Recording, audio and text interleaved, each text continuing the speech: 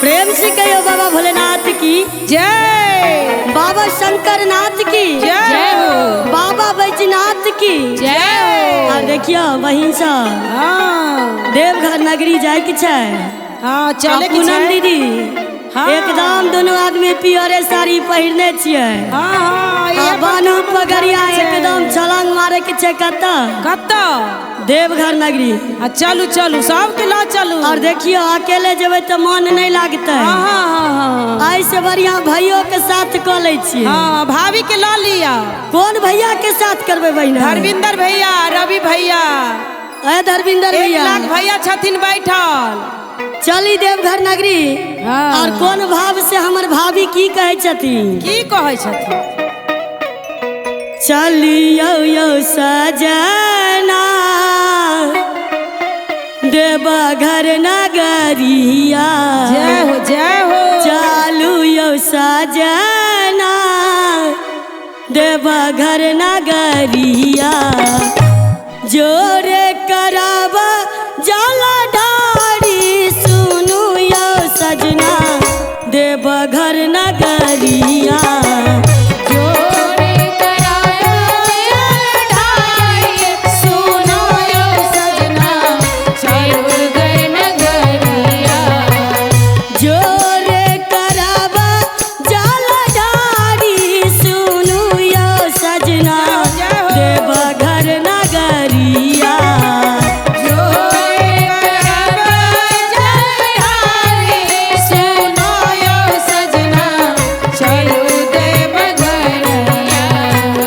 और पूनम दीदी की कहे छियै भैया कहने ल? की कहे छियै? अपना ले आनब सजना पियरी पगड़िया। पियरी पगड़िया सजना, पियरी पगड़िया। अपना ले आनब सजना पियरी पगड़िया। पियरी पगड़िया सजना, पियरी पगड़िया।